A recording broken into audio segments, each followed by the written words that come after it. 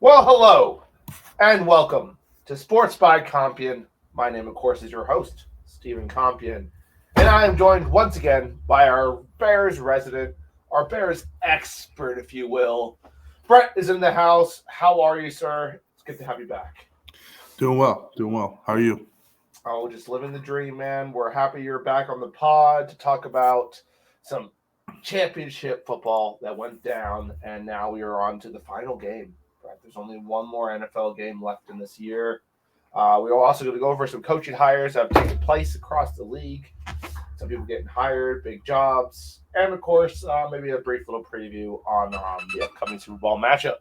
So get excited, Sports by Compian fans. We got it all here.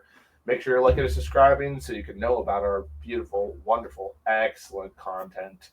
That is absolutely how it's going to go down. So let's go ahead and hop right into this here. No, not that one. We're going to hop right into the first game that took place, which was the NFC Championship. Commanders traveled all the way out to Philly to play against a familiar foe in the Philadelphia Eagles. First drive of the game, of course, you had the Commanders going for it multiple times on fourth down and being successful with that as well. It seemed to be a good formula. However, they ended up having to settle for a field goal. They kick it back to the Eagles, who just handed it to Barkley, who immediately scored. Literally the first touch and his second touch he scored on as well.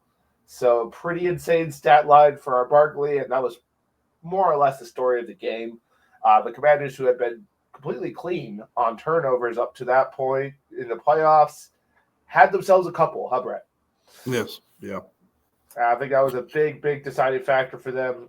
Jane Daniels ends up with an interception, multiple fumbles, including one on the kickoff, which really kind of downplayed the awesomeness of Trey Way, going for it on that fourth down and chucking it for a 23-yard gain, which was really cool.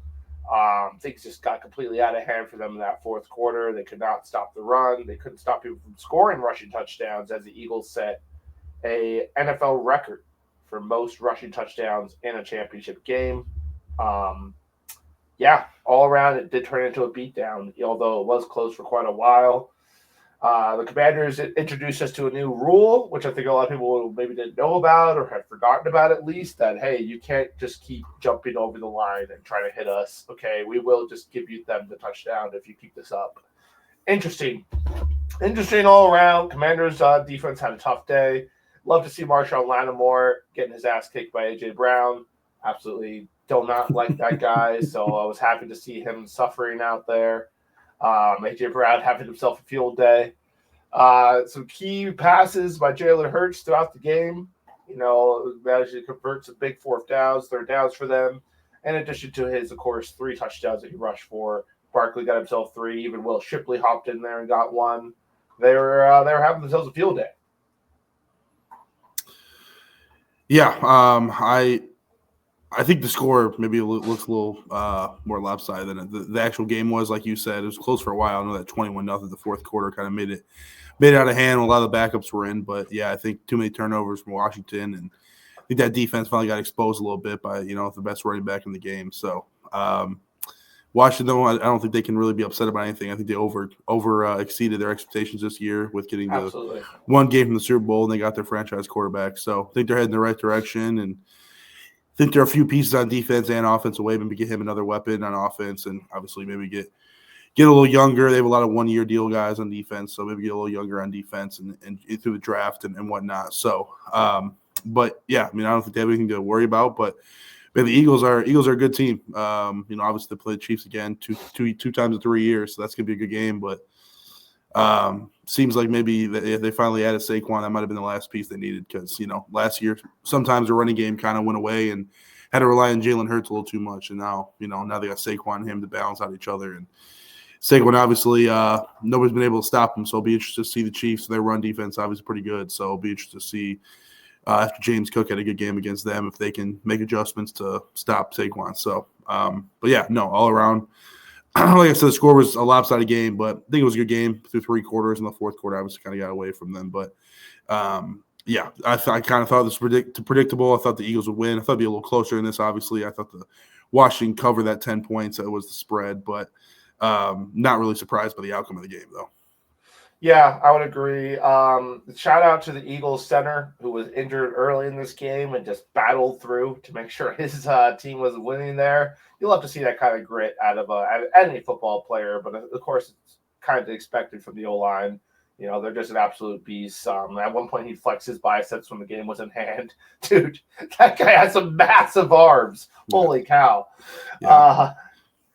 But yeah, it was like you said. I think the score is quite indicative that it was fairly close for a while there.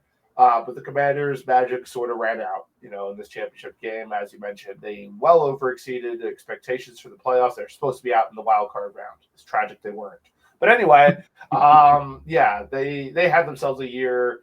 They definitely have their quarterback of the future, and maybe just a little bit icing on the top of the cake. Former good guy owner Dan Schneider is not happy about their success. Yes, really I see strange. That. Living in England or something somewhere, and he's shaking his head every time he watched the game. So yeah. Why even put that out? Like, what a tool bag, dude. That guy. I don't know. He will not be missed in the NFL. No. Fair to say. Especially by Commander fans for sure.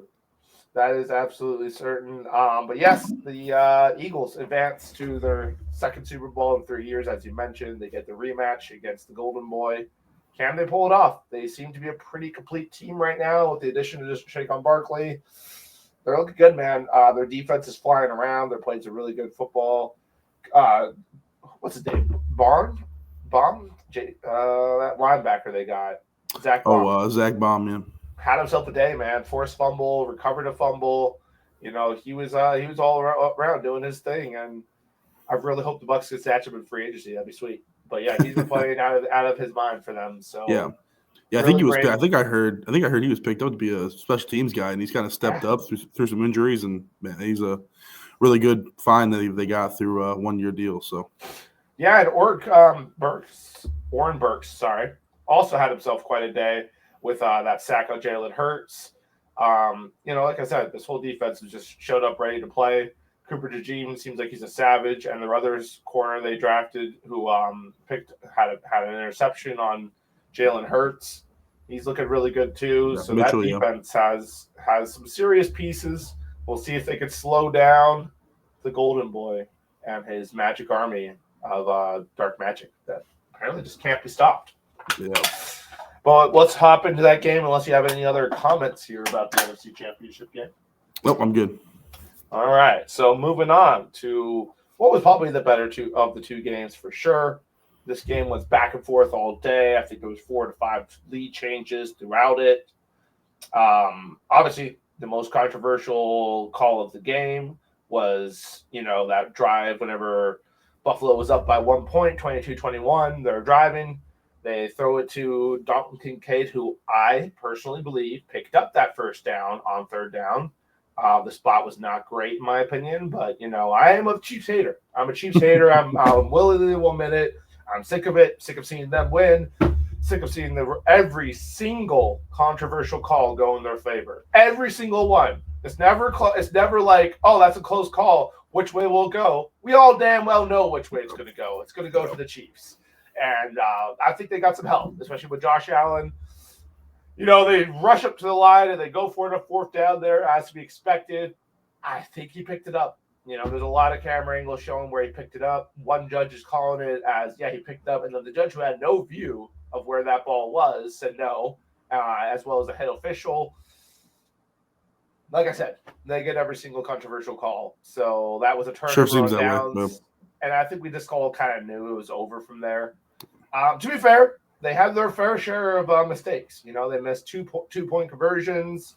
They messed up fourth down conversions time and time again. They just kept on trying to run it up the middle with Josh Allen, and it was like sloppy the way they were doing it too. Like, especially one on the goal line there. Like, what are we doing? Run over the center. Why are you going to like the side and falling over? It was messy. They seemed to. I don't know what they were doing. They should have been a little more creative with their designs. They got away from James Cook, who was having himself a game. Probably the coolest touchdown in the championship round. With that reach over the goal line that he had, it was absolutely cool. And, oh, man, he stiff-armed the hell out of that one Chiefs defender. on his way to a 30-yard gain. I think he had a great game. They should not have gotten away from him. A 6.50 average is pretty great.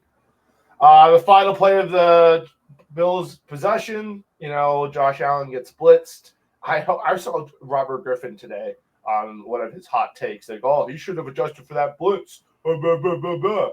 How about you just shut up, Robert, okay? You never did anything with your career. Like, I don't think it would have mattered. I think they knew the blitz was coming. It was hard to tell from where because Steve Spagnuolo is a really, really good defensive coordinator. Yeah. I don't understand how this man is not getting looked at for head coaching gigs anywhere. Like, I get he had one try with the Rams back forever ago. Is that correct? I believe so, yeah. I believe so. And it didn't work out. I get it. But, guys, maybe give him another chance. It's not fair that he gets to stay there in Kansas City as the defensive coordinator and just continue to dominate the league because we will get into this in a little while with all the coaching changes, but the Buccaneers can't hold on to our offensive coordinators.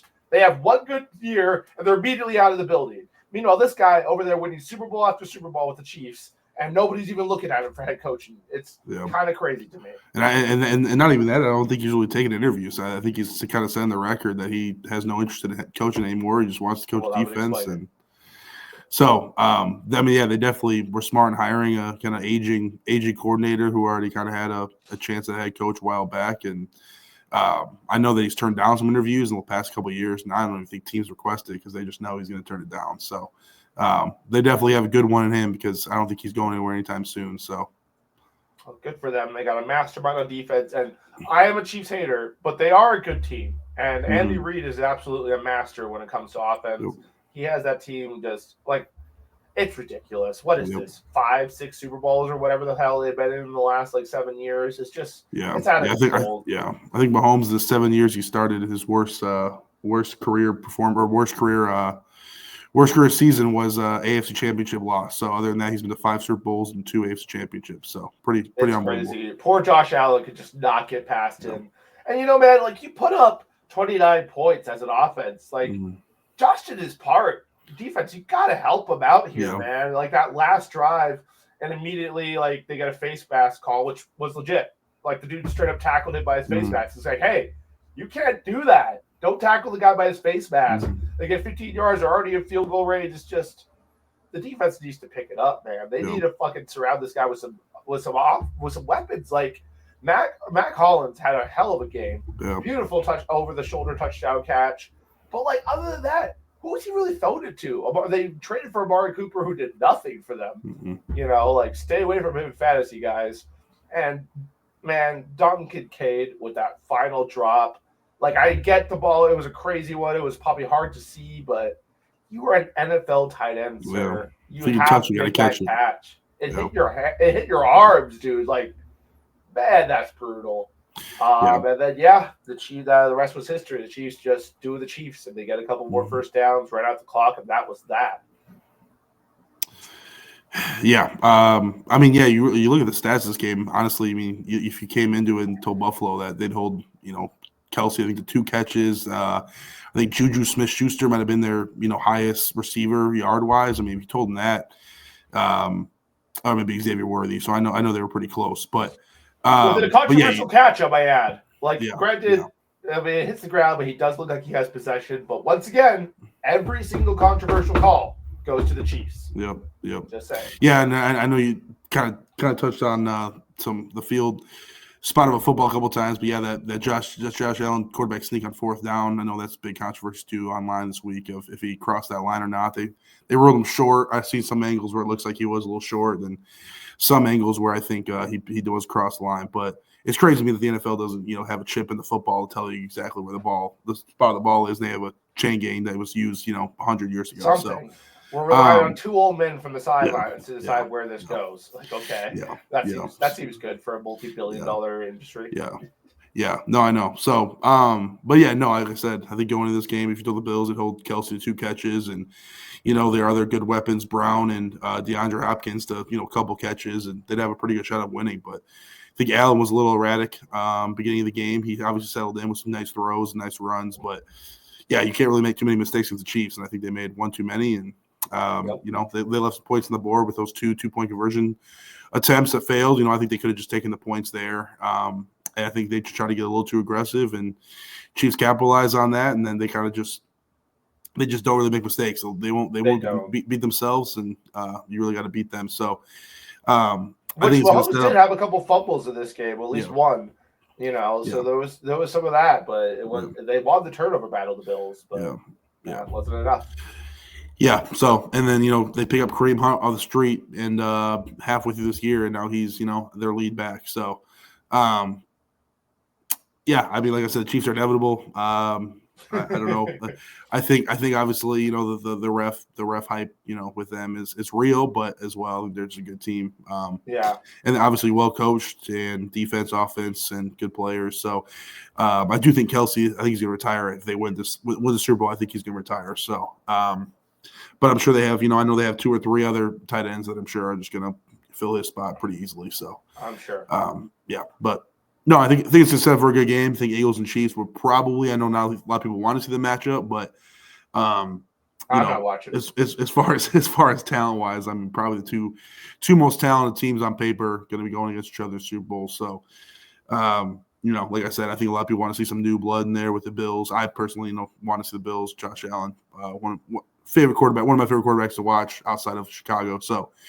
Sucks for him. I know now it's like 4 years he's lost the Chiefs in the playoffs. I think he's beat them almost every time in the regular season. So just something about the playoffs, Chiefs elevate their game. And, I think Mahomes ran it more than he had the most rushing yards this season, just this game. So, 43 yards. So I can't. Touchdown runs for him. Yeah. So, yeah, and I mean, I think they just took advantage of their weaknesses. And the Bills had a couple defensive injuries and lost another guy to a concussion in the game, I think, in their secondary. So they kind of abused that throughout the game. And, yeah, like I said, Bills just made one too many mistakes. Chiefs capitalized, and Chiefs are inevitable. So I guess going back to the 3rd Super Bowl and 5th in 7 years. So pretty remarkable. Pretty remarkable indeed. They may do the 3-peat. And, we've been talking about it all year. Someone needs to top them, and no one did. And now here they are in the big one. And I don't know. Kind of lost all hope. I'll actually be away. That's why I'm not watching that one. But even if it was here, I might try to avoid watching it because I'm just sick of it. Also, I don't even really like the Eagles either. Man, their fans are terrible. They're terrible people, those fans. There's videos coming out of them taunting Commanders fans after the game and such. Have some class, guys. Jesus. Yeah. No, I know. Yeah. I know. But anyway, that's all very sad, but it is what's taking place. Briefly touching on the Super Bowl, who are you going for in this splendid game? I mean, I think I feel dumb doing this because it's the Chiefs league. I feel like, but man, I think the Eagles have the talent to do it. I think they're well coached. Vic Fangio used to be the Bears defense coordinator, and he's one of the best probably to ever do it on defense. So I think they can definitely have a game plan to stop Mahomes. Even though I read a stat that Vic Fangio's teams are 0-10 against Mahomes in his career. So So I don't know. I think my head is telling me just go with the Chiefs because I feel like I'm gonna watch the game and be like, why did I just do anything and why did I believe in the Philly? But I think they're the team to do it. I think they have a really good balanced attack with Saquon and Jalen Hurts, and then the weapons they have, I think, outnumber what the Chiefs have. But the Chiefs have Patrick Mahomes. Travis Kelce seems to always step up when the lights are the brightest, and obviously Andy Reid's one of the best coaches of all time. So, but if I had to say right now, 2 weeks out, a little less 2 weeks out, I think I'll go with the Eagles, but pretty close. I think field game, and I think I got the Eagles. So, I would agree. I think that's pretty much sums up exactly what I would say as well. Like the stats and everything else say the Eagles should win this. They have pretty much the whole Georgia Bulldogs defense on their defense now. They got talented corners we just talked about. They got good linebackers. It would make sense. But, the Chiefs are the Chiefs, and they just do Chiefs stuff when it comes to these big games. So I do think they'll find a way, but I am also with you. I'm going to go with the Eagles on this one because, logic says they should theoretically be the better-ish team, Jalen Hurts, although you see them with 29th passing overall, he has been injured, but he does make key passes when he needs to. He does have 2 of the best wide receivers in the game to throw it to, and of course they didn't have Barkley last time they played the Eagles. The Chiefs. So that he's in his first Super Bowl. He's going to want to statue himself a ring. It's going to be a good game regardless. I my favorite matchup at all. I don't think anyone wanted this, but No. I can see how it's definitely two of the better teams played, and it should be a good game regardless. Yeah, for sure. Anyway, let's talk about some coaching changes. So, what do I want to address real quick is, of course, the whole Liam Cohen controversy. Yeah, I want to hear your thoughts about this. So, personally, we kind of knew there was going to be a very good chance that he was going to get snatched up over the offseason. There was talk that we needed to fire Bowles and immediately hire him as coach, that this wouldn't happen. But at the same time, it was like, is he really ready to lead a team? Is he really ready to be our guy? The Glazers kind of dilly-dally. They didn't want to fire Bowles. They seem to love him over there, which, to be fair, his whole locker room loves him. Bowles does seem to be that guy who holds the locker room together. So I think there was a lot of that played into the decision to not do it. Liam Cohen goes and takes that first interview with Jacksonville. That GM, dude, is so funny. I don't think I've ever seen them keep a guy, an NFL team, keep a GM, have a couple of interviews and be like, actually, dude, everyone hates you. You got to go. And then, like, right after that, Liam Cohen just, I don't understand this, man. Just some weird, shady stuff. And, you know, there's talk that in his contract, it was saying that if you sign this to be the highest paid offense coordinator in the NFL, maybe league history, you can't go take that second interview. So I think that's what led to a lot of the shadiness. I don't like the fact that he was trying to say, oh, I was with my sixth son or whatever other nonsense. Yeah. And, man does some shady stuff. Doesn't call any of the Buccaneers back as they're trying to get a hold of him. Has a little private jet over to Jacksonville. Ends up signing to be their new head coach. And if it was any other situation that he would have done that in, I would have wished the man luck. I would have wished him well because he's our best offensive coordinator the Bucs have ever had, I would say.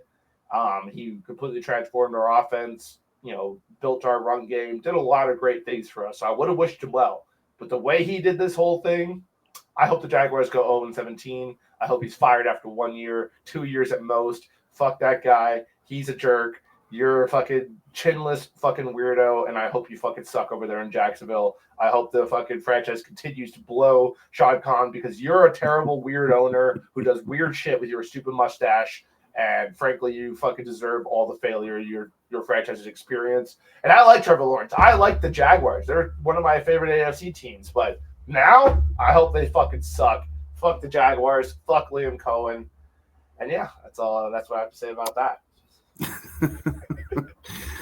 I don't know if I can add much to that. I'd say, that was one of the craziest stories I can remember in the NFL in a long time. Because reminiscent of Josh McDaniels with the Colts and everything. Yes, but yes, no, like I think I went to sleep on Wednesday of last week and saw that he's gonna sign back as the highest paid offense coordinator in the league, and then the next day I saw and they couldn't get a hold of him, but then stories kept getting leaked out that he said he was at the hospital with a sick son, and they couldn't reach him, and the whole time he's just in Jacksonville working on a contract. So, obviously, his press conference, I'm sure, probably made you laugh, and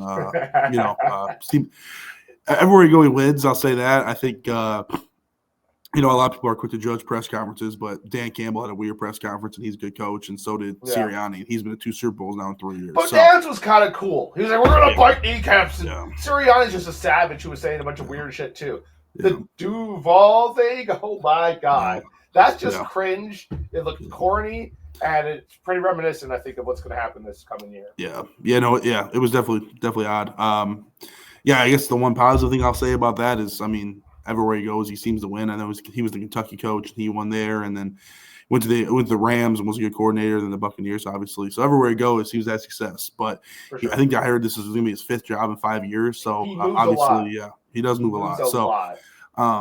Also, I guess opportunity to be a head coach. I think the whole thing was he didn't like the GM of the Jaguars, and they fired him, and then I think he reconsidered after that. So definitely could have been handled better though on his part. I think he could have been more transparent, but also maybe a little shady on the Buccaneers' part to put that in his contract that he couldn't take a second interview with the I think he felt the Jags, like he was being strong-armed or something.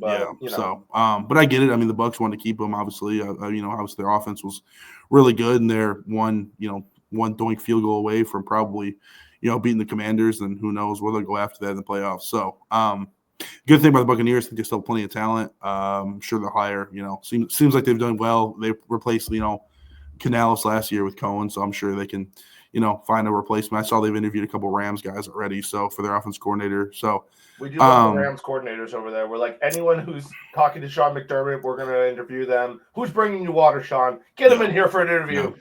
Yeah, and honestly, maybe not the worst thing because Kevin O'Connell, obviously, he's one of the best coaches, and he came from that tree too. So, but yeah, definitely an odd situation. Obviously, I don't have much dog in the fight, but yeah, obviously, I want to see your thoughts on it. So I kind of figured that'd be your thoughts, but definitely wanted to hear. So for sure.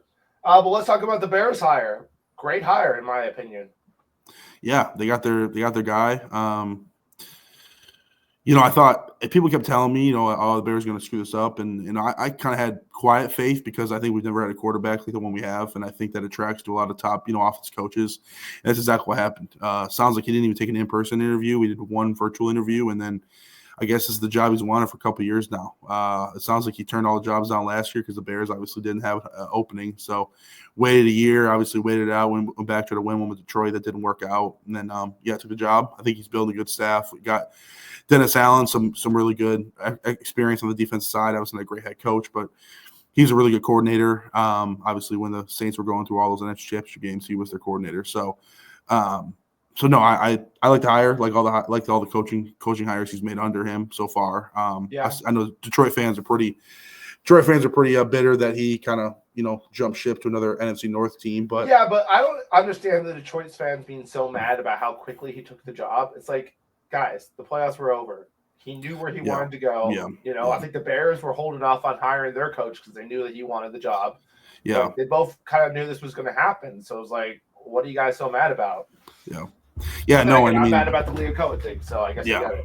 Yeah. So, and the whole thing, they said he was distracted because he was putting together a staff. I mean, they still put up 31 points on offense. It's not like they had a bad game by any means. He's not the one throwing the ball out there. He did throw 4 interceptions. Yeah. So, but no, I really like it. Obviously, if it fails, it fails. But at least I can say they went for the best guy and got the best guy in the coaching cycle. Seems like that's of the unanimous thought. So, So yeah, I thought his press conference was good. He's been saying all the right things, But we've been the offseason champion the last 3 years, so obviously hasn't translated the field much. So now I'm just we'll see who they get in free agency. They have a lot of money to spend. Obviously, the offensive line is going to be their top need. I hope they have three picks within the top. I think 42 picks. I think they have 3. So, so I'm excited, but I'm not kind of staying cautiously excited. But I think they're making all the right moves. I think they got their guy, handled it well. They obviously opened their checkbook. I mean, I think I saw he got $13 to $15 million a year for a first-time head coach, and that's on Bears.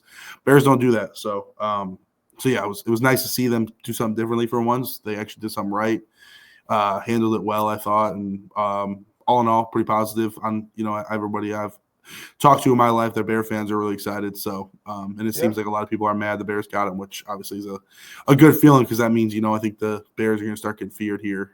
But now they've got to win some games and hopefully it works. I think Caleb's going to take a big step and, learning a new offense. Obviously, now he's going to have to learn another offense in the second year, which isn't the most ideal, but saw what Baker did with a new offense, from one year to another. It didn't seem like he had much. Baker's had a new offensive coordinator every single year. Yeah, so that gives me hope because obviously he started his career maybe a little he wasn't performing to his number 1 draft pick, but obviously he's turned into have a good career. So I think Caleb has talent to take the team, and I like him being paired up with Ben Johnson. So all in all, positive. But now I guess we'll see how it translates off the field. Absolutely. Another coaching hire that took place was Jerry Jones taking a massive risk. Okay. People don't understand. I do operate outside of my comfort zone. Okay, so Matt Martin Schubahire. I'm bad with last names. I'm sorry. I think Schottenheimer. Yeah, Schottenheimer. His dad was a very good head coach. No head coaching experience. Okay, this is a big risk. But anyway, he does hire from within. Schottenheimer gets the job. I don't think the Cowboy fans are super excited about this. I think a lot of NFL people are kind of scratching their heads a little bit. But regardless, they have a new head coach. They hired old Bears head coach as their defensive coordinator, Mr. Eberflus. So I think that was a solid hire for the defensive coordinator position. We'll see what happens, man. He's been waiting around for his opportunity, and he finally got it. We'll see if he can lead the Cowboys out of the darkness. Because now, man, with all this playoff success of the Commanders, people are really coming down on the Cowboys about how they've been haven't been to a championship game in forever, longest drought now. I think they're the only NFC team that hasn't been to a championship game since 1995, I think it is. So the Commanders were second to last. So yeah. So I don't know. That was a weird coaching. It didn't even seem like they had a coaching search. It kind of just seemed like Jerry Jones dragged his feet for 2 weeks, and then I thought maybe he was waiting. I thought maybe he was waiting on one of these teams still in the playoffs. But then I saw that report come that he just hired his offense coordinator. I don't know. I thought he would maybe go big name hunting for Dion or something like that, or maybe one of these top college coaches. But just kind of a safe hire. I think. I mean, I think this is maybe a 1 or 2 year thing, and then I don't know. I don't know. Jerry Jones confuses me. Although he had a great Cowboys franchise, dude. That guy needs to sell the team, but he never will. No, he'll die with that team, and then he'll just pass on to his kids. So, not much to say about that. I think it was a safe hire. I think it kind of showed Jerry Jones is not willing to take that big risk. I'm not willing to. How dare you? He does operate outside of his comfort zone. Okay, Brant. Okay, people get out of his case all the time about operating with his. He can operate outside of his comfort zone. Okay. Yeah. This was a lot of risk. He can't help staying out of the press. He can't help just talking, I guess. I don't know. But although he did have a great performance in Landman, I'm not sure if you saw that show, but he was a cameo in Landman and was a great actor. So maybe you should start focusing on that more. I don't know. Probably do something other than meddling with the Cowboys, dude. You're in your 80s. Just stop it. You don't know football like you think you do. Sorry. Mm-hmm. Yeah. Your team has not been successful. The proof is in the pudding, bud. Yeah. But I'm hoping they can. They're open for business and trying to trade Micah Parsons because he looked good in Bears colors. That's all I'm going to say. I don't know if they're going to do that, but yeah, we'll see what happens this upcoming season. Oh, and of course the Saints just still floating around. Can't get anyone. No one wants to take the job. Everyone's turning down interviews. I just love to see it. I can't even express how much I love to see this. They are a shit franchise. Everyone knows it. The shit situation with their old aging team, no salary cap, not even a great draft pick. I love to see it. I hope they continue to suffer and failure. Yeah. I read yesterday. I think they're maybe trying to wait for the Eagles coordinator, offense coordinator. Yeah, more. So, I mean, first time coach, but I just saw McCarthy took his name out of the running. So sounds like they're running out of options here. So if he says if Moore takes his name out, I'm not sure who they'll go with. So well, according to the Saints, they decided that it wasn't the right fit for them. But yeah, I 100% think Mike McCarthy was like, nah, this looks like a mess. I'm going to go take another year off of football. Yep. No, definitely. Yeah. But yeah, that's kind of the coaching situation across the NFL. We have a Super Bowl matchup that no one wanted to see outside of Philly or Kansas City. Anything else you want to talk about as far as this NFL cycle goes? No, I think we covered it. I think really interesting situation. Obviously, with the Jacksonville Tampa situation, was pumped about the Bears. I've been a little over a week now, but just hopefully keep the momentum going for the Bears in this offseason and have a good free agent class and a good draft class, and then get into OTAs and but we got one game left and a long off season, so just gonna kind of enjoy it. Sounds like the Pro Bowl's turned into a joke, so absolutely. Everyone's opting out of it right now, which has been a joke for many years now, and I think players are just like, nah. No, definitely, but definitely have a lot of optimism as a Bear fan. But like I said, hopefully it just translates on the field next year, and I guess we'll see. So. I guess we'll see. That pretty much sums it up here at Sports by Compian. We appreciate you guys riding with us all year. Keep in mind, we will be covering Six Nations as that approaches this coming weekend. We may have a pick-up show for you guys before that comes. As well as the XFL is around the corner, looking to kick off. They've been sneaking their commercials in there, and I love to see it. Are you going to be watching some XFL football there, bro? Yeah. I lived in St. Louis. I kind of try to follow the Battlehawks as much as I can. I'm not gonna sit here and say I watch it every week because sometimes it's some bad football, but sure. Try to follow as much as I can. Obviously, try to get as much football as I can, and there's a long period of no football, with college and NFL being done. So, definitely looking forward to tuning into that when I can. So, absolutely, free agency is approaching as well. We got about a month and a half or so before that will be hitting us. The NFL draft, of course, is coming. So there'll still be some football coverage, but of course, we'll be shifting our focus to XFL and rugby action. So make sure you guys stay tuned for that. Liking and subscribing. The dog's saying that this is the end of the podcast. So we will go ahead and wrap it up here. Thank Brent for coming on. And yeah, Sports Copy Advance, thanks for riding with us. We're out.